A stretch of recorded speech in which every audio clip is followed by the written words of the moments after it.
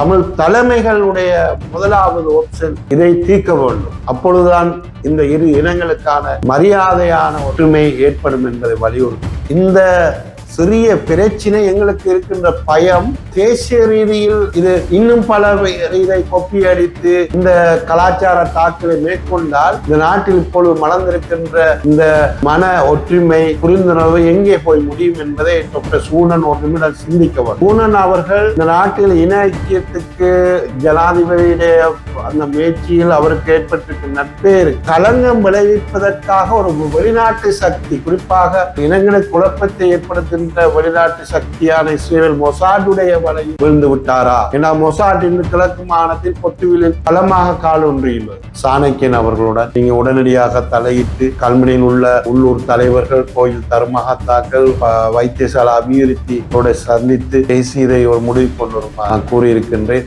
மீலாது விழாக்கள், முஸ்லிம்களுடைய எத்தனையோ கலாச்சார உடைகளை அங்கீகரித்த மண். அந்த யுத்த காலத்தில் கூட கார்மில் பாத்திமா கல்லூரியில் மத்திய பிரதர் படை சகலரும் முஸ்லிம்களுடைய கலாச்சார உடைமையில் பகிரங்கமாக மீலாத் விழா, முஸ்லிம்களுடைய பயான், வாங்கு குர்ஆன் ஓதப்பட்ட அந்த தமிழ் மண்ணில் இன்று ஒரு நபர் வந்து இந்த மத ஐக்கியத்தை, கலாச்சார ஐக்கியத்தை குலைப்பதை எங்களால் ஏற்றுக்கொள்ளும்.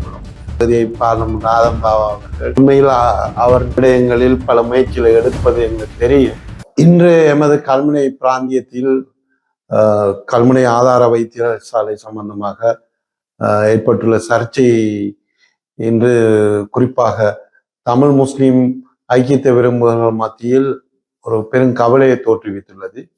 ஏன்னா இது சம்பந்தமாக இந்த பிராந்திய மக்களின் அரசியல் தலைமைகள் ஒருவர் என்ற ரீதியில் இந்த விடயத்தை அவசரமாக இந்த பிரச்சனைக்கு முற்றுப்புள்ளி வைக்க வேண்டும் என்பது கடமை இந்த நாட்டில் இருக்கின்ற குறிப்பாக தமிழ் முஸ்லிம் தலைவர்களுக்குள்ள பெரிய ஒரு கடமையாக மாறி. என்றால் கல்முனை வரலாற்றை எடுத்துக்கொண்டால் குறிப்பாக தமிழ் முஸ்லிம் கிறிஸ்தவ பௌத்த மக்கள் வாழ்கின்ற ரொம்ப சமாதான ஐக்கியமான ஒரு இடமாக பார்க்கப்படுகின்றது. இதில் அரசியல் உரிமை சார்ந்த விடயம், நில உரிமை சார்ந்த விடயங்கள் சம்பந்தமாக நிர்வாக அளவு பிரச்சனைகள் குறிப்பாக பல சமூகங்களுக்கு மத்தியில் காலகாலமாக ஏற்பட்ட வரலாறு உண்டு. அதை நாங்கள் மறைக்க விரும்புகிறோம். குறிப்பாக கல்முனை வடபகுதியை எடுத்துக்கொண்டால் மட்டக்களப்பு தமிழ் எல்லை பிரச்சனை, அதாவது மட்டக்களப்பு தமிழ் மக்களுக்கும் குறிப்பாக கல்முனை எல்லை தமிழ் பெரிய நிலால் மக்களுக்கும் இடையிலான பிரச்சனை இருந்து வரலாறு.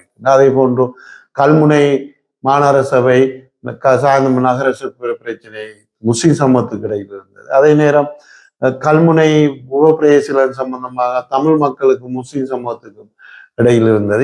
இவையெல்லாம் ஒரு உரிமை சார்ந்த ஒரு நிர்வாகம் சம்பந்தப்பட்ட பிரச்சனைகளா பார்க்கப்படுது. ஆனால் அதிர்ஷ்டவசமாக கல்முனையில வரலாற்றில் பல நூற்றாண்டு காலமாக தமிழ் முஸ்லிம் மக்கள் மத்தியில் மத ரீதியான கலாச்சார ரீதியான எந்த ஒரு முரண்பாடோ அல்லது குழப்பமோ ஏற்பட்ட வரலாறு.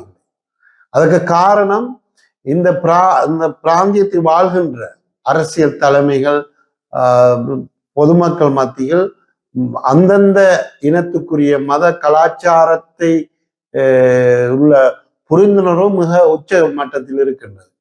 ஆனா துரதிர்ஷ்டவசமாக இப்பொழுதும் இந்த கல்முனை வடக்கு ஆதார வைத்தியசாலை அந்த 9 புதிதாக நியமனம் பெற்றுள்ள சகோதரிகளை அவர்களுடைய குறிப்பாக இது மத கலாச்சார என்றதை விட அவர்கள் ஒழுக்க ரீதியாக ஒரு உடை, அதாவது அவர்களுடைய காட்சட்டையும் தலையை மறைக்கின்ற ஒரு துணியை கூட ஜீரணிக்க முடியாமல் அதை மறுக்கின்ற ஒரு முடிவினை வடக்கு ஆதார வைத்தியசாலை அத்தியட்சர் டாக்டர் சூனன் அவர்கள் பகிரங்கமாக எடுத்திருப்பது எங்களை உண்மையில் கவலை அல்ல, அதிர்ச்சி அளிக்கின்றது. இதற்கு முன்பிருந்த இந்த பிராந்தியத்தில் இருந்த தமிழ் அரசியல் தலைமைகளோ அல்லது தமிழ் அதிகாரிகளோ இவ்வாறு ஒரு மத அல்லது கலாச்சார தாக்குதலை மேற்கொள்ளவில்லை. இது எந்த அடிப்படையில் சூனன் அவர்கள் இவ்வாறான ஒரு முரண்பாட்டை ஒரு இனங்களுக்கு இடையில் இப்பொழுதும் ஜனாதிபதி அனுரகுமார் அவர்கள் ஆட்சிக்கு வந்த பின்பு தமிழ் முஸ்லிம் சிங்கள கிறிஸ்தவ மக்கள் மத்தியில் பெரும் ஒரு புரிந்துணர்வும் ஐக்கியமான ஒரு சூழலும் வந்து கொண்டிருக்கின்ற நிலைமையில் இந்த நாட்டில் அபிவிருத்தி இல்லாவிட்டாலும் பரவாயில்லை, விலைவாசி கூடினாலும் பரவாயில்லை, எங்களுக்கு தின்பதற்கு சோறு இல்லாட்டியும் பரவாயில்லை, நாங்கள் நிம்மதியாக இனங்கள் அமைதியாக இருந்தாலே போதும் என்று அங்காங்கு மக்கள் முணுமுணுக்கின்ற தருவாயில் இந்த சிறிய பிரச்சினை எங்களுக்கு இருக்கின்ற பயம் நாடு தேசிய ரீதியில் இது இன்னும் பல இதை கொப்பி அடித்து இந்த கலாச்சார தாக்கலை மேற்கொண்டால் இந்த நாட்டில் இப்பொழுது மலர்ந்திருக்கின்ற இந்த மன ஒற்றுமை புரிந்துணர்வு எங்கே போய் முடியும் என்பதை டாக்டர் சூனன் ஒரு நிமிடம் சிந்திக்க வேண்டும். ஏன்னா இது எங்களுக்கு இருக்கின்ற சந்தேகம், டாக்டர் சூனன் அவர்கள் இந்த நாட்டில் இன ஐக்கியத்துக்கு ஜனாதிபதியுடைய அந்த முயற்சியில் அவருக்கு ஏற்பட்டிருக்கும் நட்பேறு களங்கம் விளைவிப்பதற்காக ஒரு வெளிநாட்டு சக்தி, குறிப்பாக நாட்டில் இனங்களுக்கு குழப்பத்தை ஏற்படுத்துகின்ற வெளிநாட்டு சக்தியான இஸ்ரேல் மொசாடுடைய வலையில் விழுந்து விட்டாரா? ஏன்னா மொசாட் இன்று கிழக்கு மாகாணத்தில் பொத்துவிலில் பலமாக கால் ஒன்றியுள்ளது, இலங்கையில் பல நகரங்களில் கால் ஒன்றியுள்ளது. எனவே ஏனென்றால் 85ஆம் ஆண்டுகளும் நாங்கள் சிறுவர்களாக கார்மல் பாத்திமா கல்லூரியில் கல்வி கற்ற போது எங்களுக்கு வரலாறு இருக்கின்றது. எங்களுக்கு இருந்த அந்த அந்யோன்ய உறவு, ஐக்கியம், அந்த பரஸ்பர நட்பு என்பவற்றை 85 மொசாட் இலங்கையில் காலின்றிய பொழுது முதலாக செய்த வேலை குறிப்பாக கிழக்கு மாகாணத்தில் அம்பாறை மாவட்டத்தில் தமிழ் முஸ்லிம் மக்களை காரதீவு சந்தியில் பிரித்ததுதான் முதலாவது வரலாறு. அன்று ஒரு சில சூனன் போன்றவர்கள் எடுத்த அந்த ஆயுதம் ஈட்டிலே தமிழ் மக்களுடைய விடுதலை போராட்டத்துக்கே அது ஒரு பாரிய சவாலை கொண்டு வந்தது. அதை இன்று மீண்டும் டாக்டர் சூனா அவர்கள் அந்த வலையில் வீழ்ந்து இதை செய்கின்றார் என்ற சந்தேகம் இருக்கின்றது. இருந்தாலும் நான் இந்த பிராந்தியத்தினுடைய மக்கள் பிரதிநிதியாக பல காலம் இருந்தவன் என்ற ரீதியில் என்னுடைய விருப்பம், இதில் தமிழ் தலைவர்கள் ஒரு புரிந்துணர்வு இருக்கின்றார்கள், அவர்களை நான் குற்றஞ்சாட்ட விரும்பவில்லை.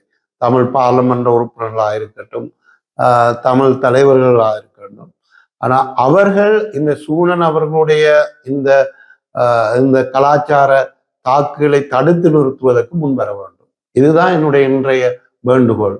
நான் கடந்த 2 தினங்களாக இந்த நாட்டின் தமிழ் முக்கிய தலைவர்களான மனோ கணேசன் அவர்களுடன் தொலைபேசி ஊடாக நீண்ட நேரம் பேசி இதை பாரூரத்தை தெளிவுபடுத்தியிருந்தேன்.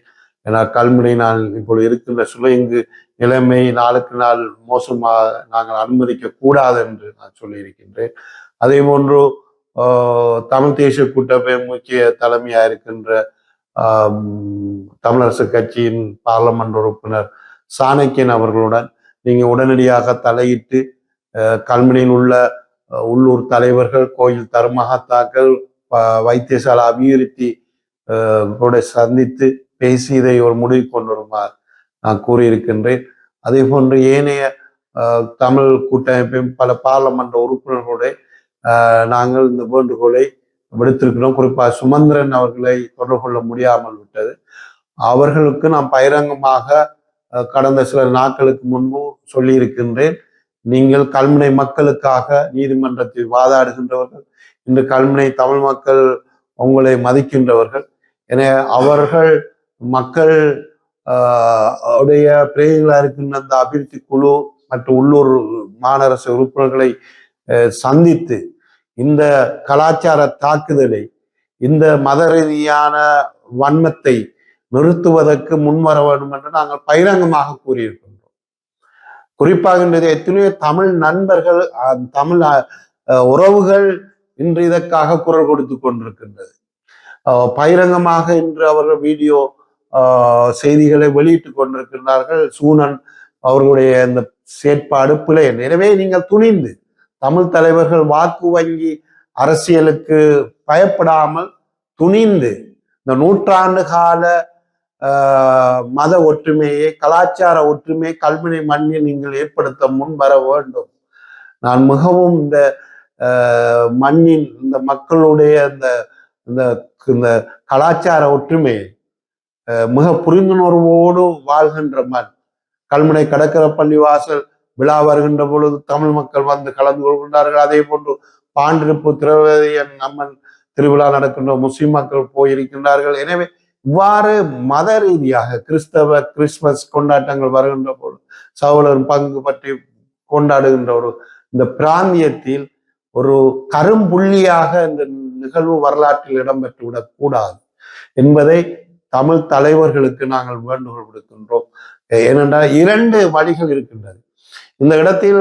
சட்ட ரீதியாக குறிப்பாக நாங்கள் முஸ்லிம் தலைவர்கள் குறிப்பாக இது அரசியலமைப்பில் குறிப்பாக 14F தெளிவாக கூறப்பட்டிருக்கின்றது. இந்த நாட்டில் கலாச்சார உரிமை அந்தந்த மக்களுக்கு இருக்கின்ற கலாச்சாரம் என்கின்ற பொழுது அவர்கள் உடை நடவடிக்கைகள் எல்லாம் கலாச்சார உரிமையில் வருகின்றது. எனவே டாக்டர் சூனன் செய்கின்ற விடயம் அப்பட்டமான ஒரு அரசியலமைப்பு மீறலாகும். அது 14 அரசியலமைப்பின் 14F கூறப்பட்டுள்ளது. இது சம்பந்தமான ஒரு வழக்கு கூட அவுஃப் வர்சஸ் ஜனாதிபதி பாலிகா மாவித்தியாலய ராஜகிரிய வழக்கில் இறுதி கலாச்சார உடையினை உச்ச நீதிமன்றம் அங்கீகரித்திருக்கின்றது ஒரு மாணவியுடைய.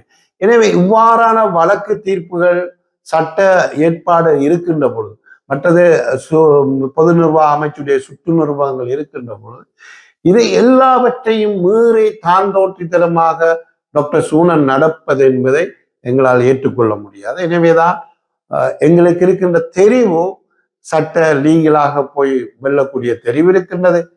அதே நேரம் ஜனாதிபதி மற்றும் சுகாதார அமைச்சு மட்டத்தில் இதற்கான அழுத்தத்தை கொடுத்து இதற்காக முஸ்லிம் பார்லமெண்ட் உறுப்பினர் ஆளுங்கட்சியில் எதிர்கட்சியிலும் இருக்கின்றார்கள்.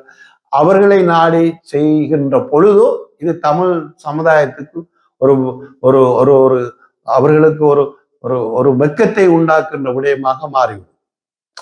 முஸ்லிம் சமூகம் போய் அரசியல் அழுத்தத்தை கொடுத்து செய்து வருகின்ற பொழுது இது தமிழ் சமுதாயத்தை தலைகுனிய செய்கின்ற எந்த தமிழ் மகனும் அங்கீகரிக்க முடியாத ஒரு விடயத்தை சூனன் என்ற ஒரு நபரின் ஊடாக அந்த தமிழ் சமுதாயத்தை தலைகுனிய செய்கின்ற விடயத்துக்கு அந்த சமூகம் போய்விடக் கூடாது என்பதற்காக அந்த அக்கறையில் நாங்கள் சொல்லுகின்றோம். முதலாவது ஆப்ஷனுக்கு எங்களுடைய இன்று பல முஸ்லிம் அரசியல் தலைமைகள் அதைத்தான் வலியுறுத்தி பேசுகின்றது. நானும் அந்த நிலைப்பாட்டில் தான் இருக்கின்றேன். அதனால்தான் சுமந்திரன் ஐயா அவர்கள் இதில் அவசரமாக தலையிட வேண்டும். அப்பொழுது ஒரு இவ்வாறான முடிவை எடுக்கின்ற பொழுதுதான் உண்மையான தமிழ் முஸ்லிம் உறவு வடகிழக்கில் உருவாகும் என்பதை சர்வதேசத்துக்கும் தேசிய ரீதியாகவும் நிரூபித்து காட்டுகின்ற ஒரு நிகழ்வு தமிழ் தலைமைகளால் ஏற்படுத்த முடியும். எனவே தயவு செய்து உங்களோட நாங்கள் கேட்கின்ற அந்த மண்ணில் நான் ஆரம்ப காலத்தில் தமிழ் பாடசாலை கார்மேல் பட்டிமா கல்லூரியில் வளர்ந்து எங்களுடைய தமிழ் அந்த கலாச்சார உணர்வு அந்த காலத்திலேயே மீலாது விழாக்கள் முஸ்லிம்களுடைய எத்தனையோ கலாச்சார உடைகளை அங்கீகரித்த மண் இன்று யுத்தம் முடிந்த அந்த யுத்த காலத்தில் கூட கார்மேல் பாட்டிமா கல்லூரியில் மத்திய பிரதர் படை சகலரும் முஸ்லிம்களுடைய கலாச்சார உடைமையை பகிரங்கமாக மீலாத் விழா முஸ்லிம்களுடைய பயான் குர்ஆன் ஓதப்பட்ட அந்த தமிழ் மண்ணில் இன்று ஒரு நபர் வந்து இந்த மத ஐக்கியத்தை கலாச்சார ஐக்கியத்தை குலைப்பதை எங்களால் ஏற்றுக்கொள்ள முடியாது. என்னை பொறுத்த மட்டில் நான் பார்லமெண்ட் உறுப்பினராக பிரதி அமைச்சராக இருந்த பொழுது இந்த மண்ணில் ஒரு மத ரீதியான ஒரு பிரச்சனை ஏற்பட ஒரு பாரிய ஒரு இது சூழ்நிலை ஏற்பட்டது. கல்மை ஒவ்வொரு பிரதேச செயலகத்தில் வழிபாட்டு தமிழ் மக்களுடைய வழிபாட்டு தலத்தை அமைத்த பொழுது கல்முனை மாநகர சபை அது அனுமதியற்ற கட்டிடம் என்ற ரீதியில் அதை உடைப்பதற்கான வழக்கினை மேஜிஸ்ட்ரேட் நீதிமன்றத்தை தாக்கல் செய்த பொழுது கூட தமிழ் உள்ளூராட்சி அந்தந்த மாநகர சபை உறுப்பினர் முக்கிய தலைமைகள் எங்களோட பேசிய பொழுது நாங்கள் இரவோடு இரவாக இவ்வாறு வாரக்கணக்கில் நாங்கள் அந்த பிரச்சனையை வைக்கவில்லை. இரவோடு விறகா ஓரிரு தினங்களில் நாங்கள் இரு சமூக தலைவர்களும் பேசி முதல்வர் அவர்கள் அந்த வழக்கினை சமரசத்துக்கு உட்படுத்தி அந்த வழிபாட்டு தலத்துக்கு அந்த மக்களுடைய மத உணர்வை கலாச்சார உணர்வை மதித்து அந்த பிரச்சனை சுமூகமாக்கப்பட்டது. அந்த தைரியம் எங்களுக்கு இருந்தது. அன்று எங்களுக்கு அந்த தைரியம் இருந்தது. ஆனால் இன்று இவ்வளவு இந்த விட இழுபட்டு போவது எங்களுக்கு கவலையா இருக்கின்றது. அவசரமாக தமிழ் தலைமைகளுடைய முதலாவது ஆப்ஷன் இதை தீர்க்க வேண்டும். அப்பொழுதுதான் இந்த இரு இனங்களுக்கான அந்த அந்த ஒரு மரியாதையான ஒரு ஒற்றுமை ஏற்படும் என்பதை வலியுறுத்துகின்ற. அதே நேரம் அது அந்த முயற்சி கைவிடாமல் போய் இந்த விடயத்தில் அரசும் ஒரு பாரமுகமாக இருக்க முடியாது. இது எங்களுடைய நிலைப்பாடு. குறிப்பாக எங்களுடைய நான் இதை அரசியல் விடயமாக மாற்ற விரும்பவில்லை. குறிப்பாக எங்களுடைய பகுதியை பார்லமெண்ட் ஆதம்பாவா அவர்கள் உண்மையில் அவர் இந்த விடயங்களில் பல முயற்சிகளை எடுப்பது எங்களுக்கு தெரியும். ஆனால் இருந்தாலும் நீங்கள் தனியாக நின்று வெல்ல முடியாது. இல்லை, சுகாதார அமைச்சு பல அந்த செயலாளர் உட்பட ஜனாசா எரிக்கப்பட்ட பொழுது அதற்கு முக்கிய காரணமாக இருந்தவர் அனிஜய் சிங். எனவே இது உங்களால் தனியாக வெல்ல முடியாது. நீங்கள் இந்த நாட்டில் இருக்கின்ற முஸ்லிம் கட்சிகளுடைய தலைவர்கள் இருக்கின்றார்கள், எதிர்கட்சியில் முஸ்லிம் பார்லமெண்ட் உறுப்பினர்கள் இருக்கின்றார்கள், ஆளுங்கட்சியில் முஸ்லிம் பார்லமெண்ட் உறுப்பினர்கள் இருக்கின்றார்கள். எல்லோரும் தொலைபேசி சரி சந்தித்து பேசி உடனடியாக சுகாதார அமைச்சின் ஒரு மாநாட்டை கூட்டி திங்கட்கிழமை சரி அவசர கலந்துரையாடலை மேற்கொண்டு இந்த பார்லமெண்ட் உறுப்பினர்களை அழைத்து இது ஜனாதிபதியுடைய பேருக்கு களங்கம் வருகின்ற விடயம், இது இந்த கல்முனை விடயம் தேசிய ரீதியாக கூட விஸ்வரூபம் எடுக்கின்ற பொழுது இந்த அரசு என்பிபி அரசுக்கு மிக ஒரு களங்கத்தை ஏற்படுத்தும். இவ்வாறு கோட்டபாய ராஜபக்சக்கு ஜனாசா எரிப்பு எவ்வளவு அழிவை கொண்டு வந்ததோ இந்த சிறு விடயம் பெரிய ஒரு களங்கத்தை அரசுக்கு ஏற்படுத்தும் என்ற விடயத்தை சொல்லி புதிதாக சுகாதார அமைச்சுடைய ஒரு எழுத்து மூல சுற்றுநுறுவத்தை தான் வெளியிட்டு இதை தீர்க்க முடியும் என்றார். அதை தீர்ப்பதற்கு குறிப்பாக ஆளுங்கட்சியில் முஸ்லிம் பார்லமெண்ட் உறுப்பினர்கள் உட்பட எதிர்கட்சியில் உள்ள பார்லமெண்ட் உறுப்பினர்கள் அவசரமாக இதை களத்தில் இறங்க வேண்டும். குறிப்பாக அம்பாறை மாவட்டத்தில் இருக்கின்ற எங்களுடைய குறிப்பாக 5 முஸ்லிம் பார்லமெண்ட் உறுப்பினர்கள் இருக்கின்றார்கள். நீங்கள் தயவு செய்து இதை கல்முனையில் உள்ள ஒரு வடக்கு ஆதார வைத்தியசாலை பிரச்சனையாக நீங்க தயவு செய்து எடுக்காதீர்கள். நாம் விழாவாரியா பேச முடியாது. இதுள்ள பின்னுள்ள ஆபத்துகள் ஒரு தேசிய ரீதியான ஒரு விளைவினை ஆபத்தினை முஸ்லிம் சமுதாயத்துக்கு சுகாதாரத்துறையில் மட்டுமல்லாமல் ஏனைய திணைக்களங்களிலும் இது விஸ்வரூபம் எடுக்கலாம். இதனை இனவாத சக்திகள் வெளிநாட்டு மொசாட் போன்றவைகள் இதனை பயன்படுத்த முற்படலாம். எனவே இதற்கு இடம் அளிக்காமல் தயவு செய்து இந்த பிரச்சனைக்கு அவசரமாக களத்தை தீவிரமாக செயற்படுங்கள் என்றால் அந்த மக்கள் ஆணை எனக்கு இல்லாவிட்டால் எனக்கு இந்த விடயத்தை நான் தூக்கமின்றி செயற்பட்டிருக்க முடியும். அது ஜனாதிபதியாக இருந்தால் சரி அல்லது சுகாதார அமைச்சராக இருந்தாலும் சரி, அவர்களுடைய வாசலில் நின்றாவது இந்த பிரச்சனைக்கு முற்றுப்புள்ளிட்டு இனங்களுடைய ஐக்கியத்தை நாங்கள் காப்பாற்றி இருப்போம் என்று கூறி இந்த விடயம் இந்த நூற்றாண்டு இந்த இன மத ஒற்றுமையை கல்முனை மண்ணில் காக்குமாறு கூறி உங்களிடம் வேண்டுகோள் விடுக்கின்றேன். உடனுக்குடன் செய்திகளை பெற்றுக்கொள்ள யூடிவியின் யூடியூப் தளத்தை சப்ஸ்கிரைப் செய்து கொள்வதுடன் பெல் ஐக்கானை அழுத்தவும்.